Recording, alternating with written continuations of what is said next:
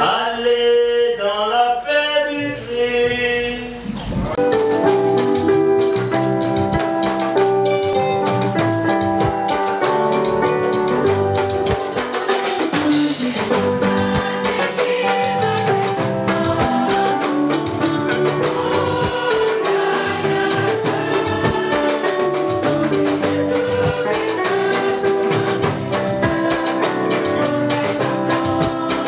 Oui, ça signifie que nous sommes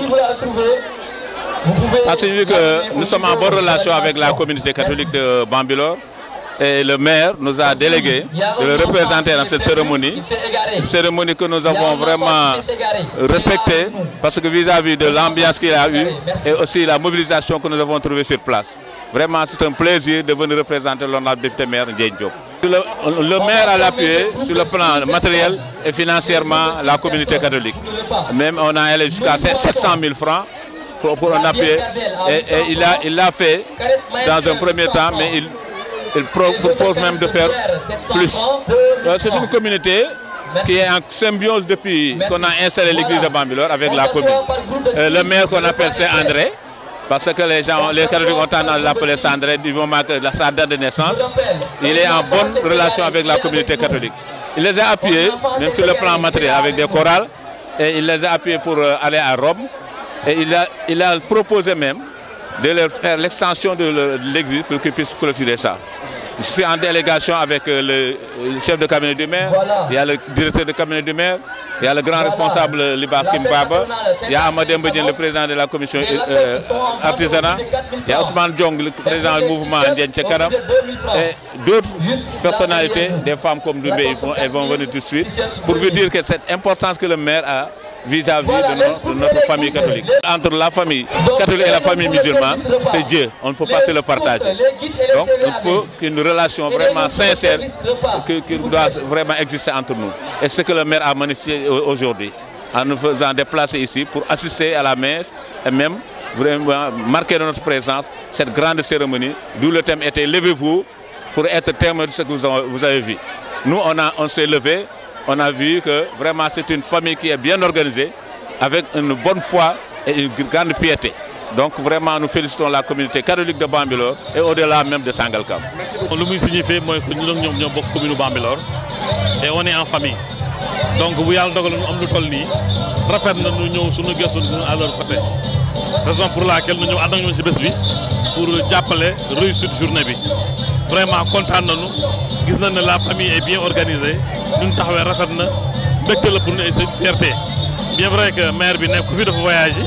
Raison pour laquelle nous avons une forte délégation. Vraiment pour nous à côté de nous nous avons cette journée. Nous avons une commune aussi. Mais soutien, nous là. Les musulmans, les catholiques, bon, ben, là, nous avons Maman Marie, c'est à nous tous, vraiment content de vous voir. Rafetna,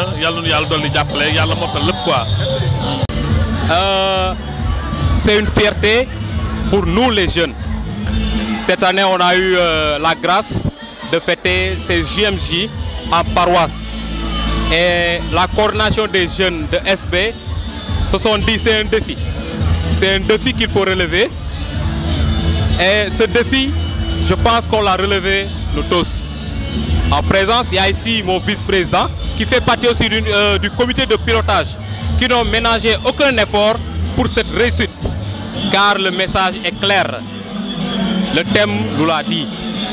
Jeunes, levez-vous car vous êtes témoins des choses. Franchement, c'est une fierté. Voilà, le témoignage du Seigneur, Jésus nous a tout montré par ses gestes, par ses paroles. Et actuellement, c'est un appel à tous jeunes de s'engager, d'être présents dans toute activité religieuse ou culturelle ou dans une activité aussi de notre pays. On ne doit pas laisser en rade, on ne doit pas être en dernière position. On doit être présent, on doit être prêt à agir, pas rester derrière. Car la jeunesse c'est l'église. La jeunesse, c'est le bras, c'est le tronc même de l'église. Je m'appelle Etienne Marega Badji, président de la coordination des jeunes de Sangalkam, vice-président de la coordination des jeunes de Sangalkam Bambilor. bon, je pourrais dire que les JMJ de cette année sont pensés en toute gaieté.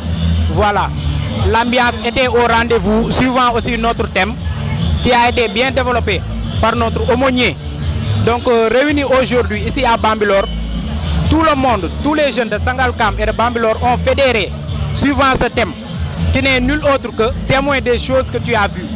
Donc voilà, c'est sur cette lancée, sur cet élan de participation que nous, jeunes de Sangalkam, sommes venus ici fédérer avec ceux de Bambilor pour pouvoir communier dans cette journée qui est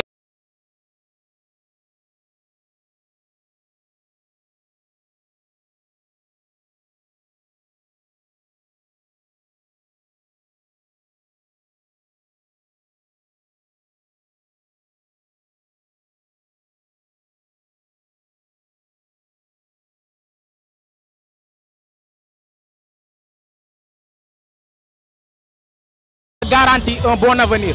Donc conscient de cela, nous jeunes de Sangalkam et Bambilor, dans un élan encore une fois de partenariat, avons fait de cette journée-là une journée dont nous serons fiers et qui restera dans l'annales et dans l'histoire de cette communauté Sangalkam Bambilor.